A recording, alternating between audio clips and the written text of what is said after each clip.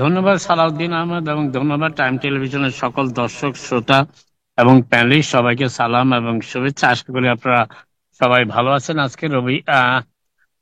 আজকে শুক্রবার, অক্টোবর মাসের 10 তারিখ, এবং আশা করি আপনারা সবাই ভালো আছেন। গাজায় শান্তির আহ সম্ভাবনা, যেটা কথা আমরা বলেছিলাম, সেটি মূলত এখন দেখা যাচ্ছে শুরু হতে যাচ্ছে।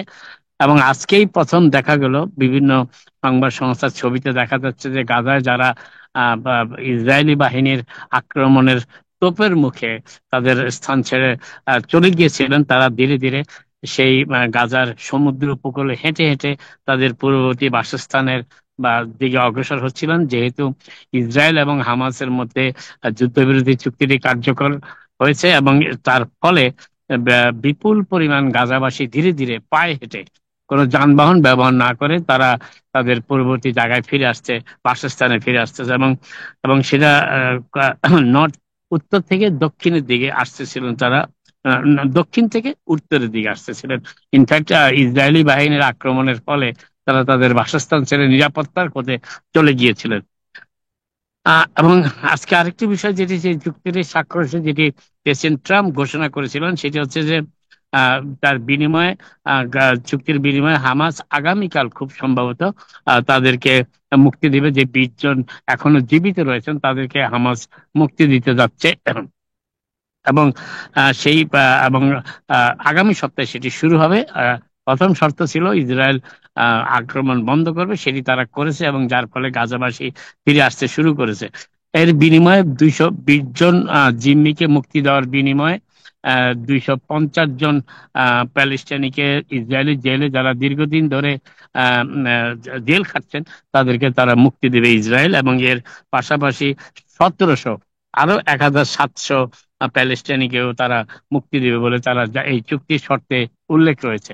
আরেকটি বিষয় যেটি বলার চেষ্টা করেছে, প্রেসিডেন্ট ট্রাম্প এই চুক্তিটি স্বাক্ষরে যথেষ্ট ভূমিকা রেখেছেন, এবং মূলত যুক্তরাষ্ট্রের চাপের মুখেই ইসরায়েল শেষ পর্যন্ত রাজি হয়েছে। এবং ইসরায়েলের মন্ত্রিসভা গতকাল সেই চুক্তিটি তারা অনুমোদন করেছে, এবং এই অনুমোদনের ফলে তারা আজকে থেকে কার্যকর করার কারণে 2 বছর মেয়াদী এই যুদ্ধ ধীরে ধীরে বিরতির দিকে যাচ্ছে। এবং স্থায়ী শান্তি স্থাপনের ব্যাপারে প্রেসিডেন্ট ট্রাম্প যে প্রতিশ্রুতি দিয়েছেন, সেই প্রতিশ্রুতি অনুযায়ী বৈঠক চলছে এখনো কায়রোতে, এবং সেই বৈঠকের ফলে একটি চূড়ান্ত শান্তি আসার সম্ভাবনা সেখানে দেখা যাচ্ছে। এবং বেঞ্জামিন নেতানিয়াহু বলেছেন যে ইসরায়েল অবশ্য প্রেসিডেন্ট ট্রাম্পকে ধন্যবাদ জানিয়েছে, ইসরায়েলের মন্ত্রিসভা এবং ইসরায়েলের জনগণও, কিন্তু এর পাশাপাশি বেঞ্জামিন নেতানিয়াহু অবশ্য বলেছেন যে তার বিবেচনায় সবসময় ইসরায়েলের নিরাপত্তার বিষয়টি সবচেয়ে গুরুত্বপূর্ণ ছিল, এবং এই 20 দফা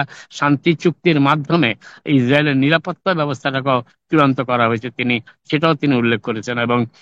এবং এর ফলে ইসরায়েলি মন্ত্রিসভা সেটি অনুমোদন দিয়েছে।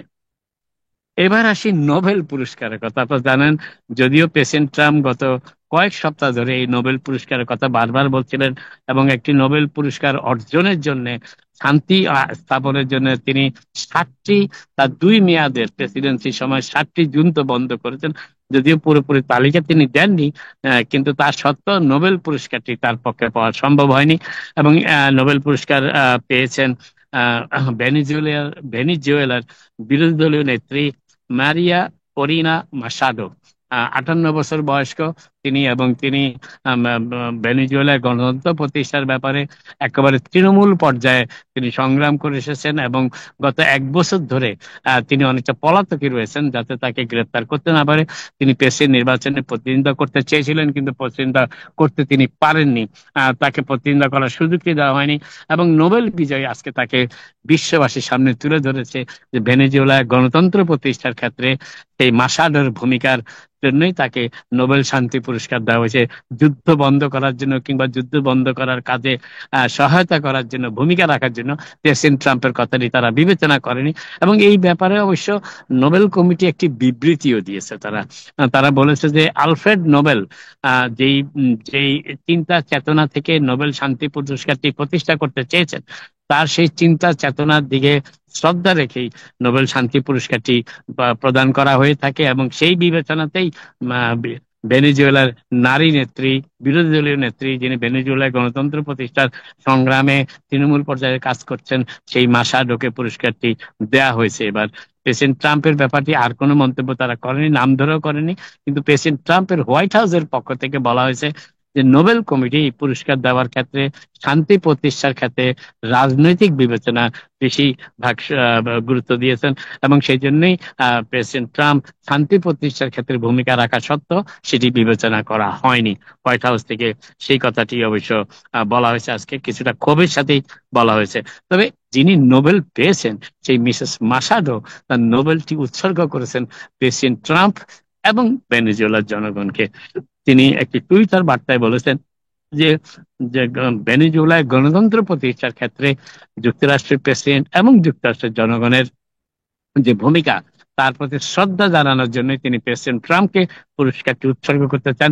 একই সাথে তিনি ভেনেজুয়েলার জনগণকে সেটি উৎসর্গ করেছেন, কারণ অনেক অত্যাচার নিপীড়ন সহ্য করার পরও ভেনেজুয়েলার গণতন্ত্রকামী মানুষ এখনো বিশ্বাস করে যে ভেনেজুয়েলাতে স্বৈরতন্ত্রের পরিবর্তে একদিন না একদিন গণতন্ত্র প্রতিষ্ঠিত হবে, এবং তার নেতৃত্বে, তার সংগ্রামে আস্থা রাখার জন্য সেই ভেনেজুয়েলার জনগণকেও তিনি তার সেই নোবেল পুরস্কারটি উৎসর্গ করেছেন।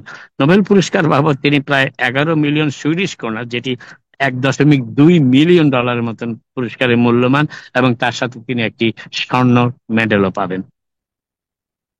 যুক্তরাষ্ট্রে শাটডাউনের দ্বিতীয় সপ্তাহ প্রায় শেষ হতে চললো আজকে, এবং এই তৃতীয় সপ্তাহ শুরু থেকে মূলত বলা হচ্ছে আজকে থেকেই বিভিন্ন ফেডারেল সরকারের বিভিন্ন ডিপার্টমেন্টের চাকরি থেকে অব্যাহতি দেওয়ার বিষয়টি কার্যকর করা হচ্ছে। হোয়াইট হাউসের বাজেট অফিস থেকে এই তথ্যটি জানিয়ে বলা হয়েছে যে বাজেট ডাইরেক্টর যিনি রাসেল ভট, যিনি আপনার অনেকের হয়তো মনে থাকতে পারে যে 2024 সালের প্রেসিডেন্ট নির্বাচনে একটি 25 দফা কর্মসূচি দেওয়া হয়েছিল কিভাবে প্রেসিডেন্ট ট্রাম্প নির্বাচিত হলে যুক্তরাষ্ট্রের সরকার পরিচালিত হবে, এবং সেই সেই 25 দফা পরিকল্পনার যিনি মূল নায়ক ছিলেন, সেই রাসেল ভটকেই প্রেসিডেন্ট ট্রাম্প দায়িত্ব দিয়েছেন হোয়াইট হাউসের অফিস এবং ম্যানেজমেন্ট বাজেটের, যেটি মূলত যুক্তরাষ্ট্রের বাজেট পরিকল্পনায়, বাজেট তৈরির ক্ষেত্রে এই ওএমবির ভূমিকা, অর্থাৎ রাসেল ভটের ভূমিকা অপরিসীম এবং বিশাল।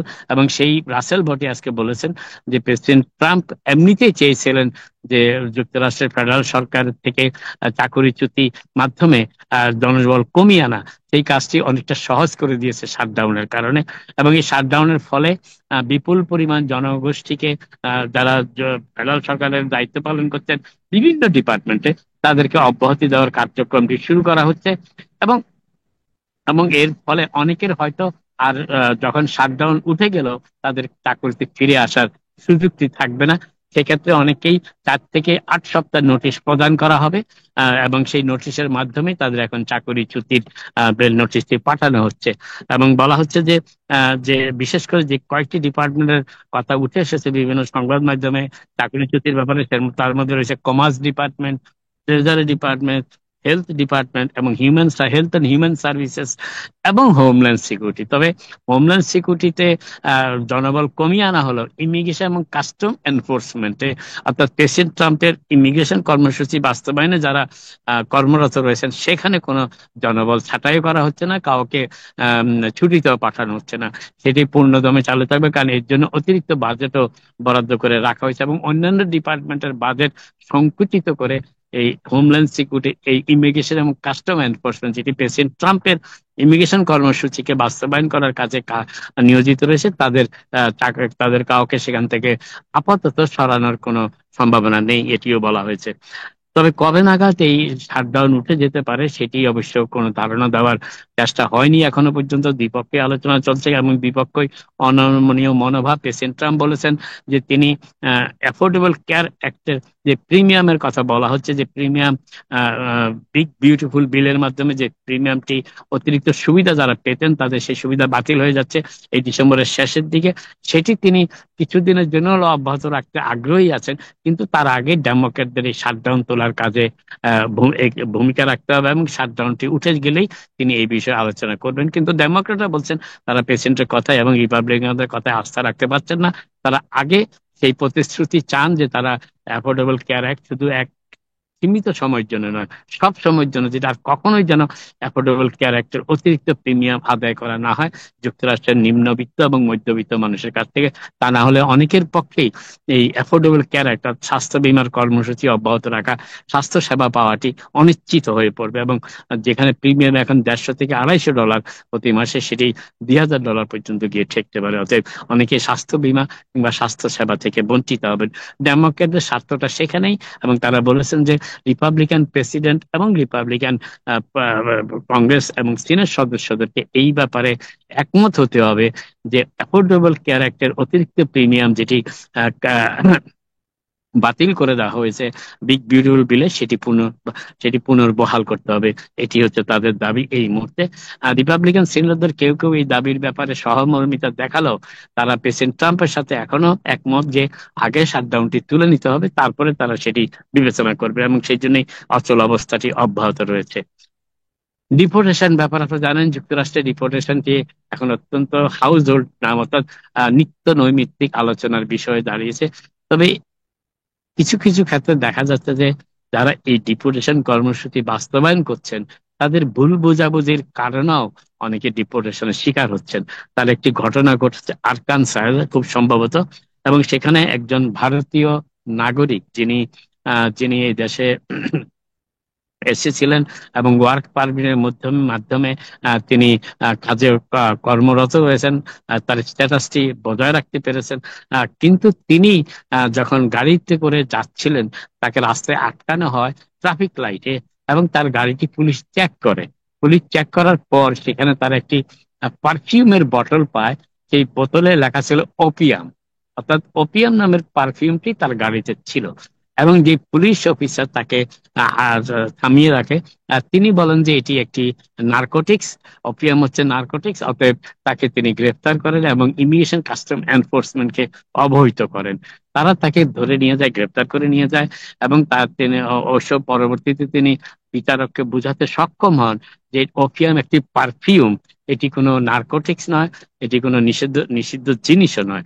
আর যদিও তার মামলাটি খারিজ করে দেওয়া হয়েছে, কিন্তু ইমিগ্রেশন এবং কাস্টম এনফোর্সমেন্ট তাকে 1 মাস অন্তরীণ রাখার পর ছেড়েও দিয়েছে, কিন্তু তার বিরুদ্ধে ডিপোর্টেশন মামলাটি তারা এখনো প্রত্যাহার করেনি, এবং ডিপোর্টেশন মামলাটি এখনো চলমান। যদিও একজন পুলিশ অফিসারের ভুল বুঝাবুঝির কারণে শব্দের তিনি জানতেনই না যে ওপিয়াম নামে কোনো পারফিউমও আছে। অতএব সেই জন্যই তাকে গ্রেপ্তার করে এবং করা হয়, এবং এখনো তিনি সেই ডিপোর্টেশন ঝামেলায় আছে। তার ওয়ার্ক পারমিটে গ্রেপ্তার হওয়ার সাথে সাথে ওয়ার্ক পারমিটই বাতিল করে দেয় হোমল্যান্ড সিকিউরিটি, এবং এখন তিনি যদিও একজন আমেরিকান নাগরিকের সাথে তিনি বৈবাহিক সম্পর্কিত, কিন্তু তার সত্ত্বেও তার ওয়ার্ক পারমিটটি নবায়ন করা হচ্ছে না, এবং এই জন্য তার পক্ষে কাজে দেওয়া সম্ভব হচ্ছে না। যেহেতু তার পক্ষে এখনো ডিপোর্টেশন মামলাটি চলমান, অতএব তার পক্ষে নতুন করে আবেদন করাও সম্ভব হচ্ছে না। কিন্তু তার আইনজীবী বলেছেন যে ইমিগ্রেশন এবং কাস্টম এনফোর্সমেন্ট যদি তাদের ভুলটা বুঝতে পারেন তাহলেই এই মানুষটি তার নিষ্কৃতি পেতে পারেন। তাছাড়া অন্য কোনো উপায় এখন এই মুহূর্তে আর খোলা নেই। আরেকটি বিষয় যেটি বলার চেষ্টা করছি সেটি হচ্ছে, অতএব আপনারা সাবধানে থাকবেন আপনাদের গাড়িতে কি ধরনের জিনিস আপনারা বহন করেন। তার কারণ যে কোনো জিনিসে সন্দেহ হলেই গ্রেপ্তার করা হচ্ছে, এবং পুলিশ সেটি এখন দেখা যাচ্ছে স্যাংচুয়ারি স্টেট হোক আর না হোক, পুলিশ এখন ইমিগ্রেশন কাস্টম এনফোর্সমেন্টকে বিভিন্ন কৌশলে বিভিন্ন উপায়ে সেই বিষয়গুলো অবহিত করেন। অতএব বিপদ থেকে সাবধান, বিপদের থেকে একটু দূরে থাকার চেষ্টা করবেন। এমন কোনো কিছু গাড়িতে বহন করবেন না যেটি পুলিশ অফিসারদের কিংবা ইমিগ্রেশন কাস্টম এনফোর্সমেন্ট অফিসারদের দৃষ্টি আকর্ষণ করতে পারে এবং আপনার জন্য বিপদের কারণ হতে পারে। নতুন একটি প্রশ্ন দেখা দিয়েছে। নিউ ইয়র্ক সিটির অ্যাটর্নি জেনারেল লেটিশিয়া জেমস আনুষ্ঠানিকভাবে অভিযুক্ত হবার পর মর্টগেজ জালিয়াতিতে, এবং আপনারা জানেন গতকাল তার বিরুদ্ধে আনুষ্ঠানিকভাবে অভিযোগ উত্থাপন করা এবং ভার্জিনিয়ার একটা আদালতে তাকে তার বিরুদ্ধে মামলাও শুরু করা হয়েছে। তবে তার এই মামলায় আইনজীবীদের পেছনে ব্যয় হতে পারে $10 মিলিয়ন। এই অর্থ তিনি কিভাবে যোগান দিবেন সে নিয়ে অনেকে চিন্তা ভাবনা শুরু করেছেন। যদিও নিউ ইয়র্ক স্টেট একটি তহবিল তৈরি করা হয়েছে $10 মিলিয়ন। এই ধরনের মামলা যদি ফেডারেল সরকার কারো বিরুদ্ধে নিউ ইয়র্ক স্টেটের কর্মীদের বিরুদ্ধে মামলা দায়ের করে, তাকে আইনজীবীদের সহায়তা নেওয়ার জন্য এই ফান্ডটি সৃষ্টি করা হয়েছিল $10 মিলিয়ন। কিন্তু লেটিশিয়া জেমস বলেছেন তিনি স্টেটের কোনো অর্থ তার মামলার কাজে ব্যবহার করবেন না। তবে কিভাবে তিনি অর্থ জোগাড় করবেন সেটিও তিনি বলেননি, এবং এই নিয়ে আইনজীবী এবং এই বিষয় সংশ্লিষ্ট যারা আছেন তারা প্রশ্ন তুলতে শুরু করেছেন যে অর্থটি তাহলে কিভাবে আসবে, কোত্থেকে আসবে। আরেকটি বিষয় হচ্ছে যে attorney general Letitia James new York state, আপনারা জানেন প্রেসিডেন্ট ট্রাম্প দায়িত্ব ছেড়ে দেওয়ার পর 2021 সালে তার বিরুদ্ধে মামলা দায়ের করেছিলেন, জালিয়াতির মামলা বিশেষ করে, এবং সেই মামলায় প্রেসিডেন্ট ট্রাম্প অভিযুক্ত হওয়ার পর দোষীও সাব্যস্ত হয়েছিলেন। এই লেটিশিয়া জেমসের মামলার কারণে প্রেসিডেন্ট ট্রাম্প তার প্রতিশোধ গ্রহণ করবেন নির্বাচনী প্রচারের সময়, সেই ঘোষণাও তিনি দিয়েছেন এবং সেই অনুযায়ী কাজও করেছেন। কিন্তু যুক্তরাষ্ট্রের অ্যাটর্নি জেনারেল, যিনি এই ধরনের মামলার ব্যাপারে সবসময় অবহিত থাকার কথা, তিনিও জানতেন না অ্যাটর্নি যে New York state attorney general Letitia জেমসকে যে ইনডাইট করা হচ্ছে, এটি যুক্তরাষ্ট্রের অ্যাটর্নি জেনারেলও জানতেন না।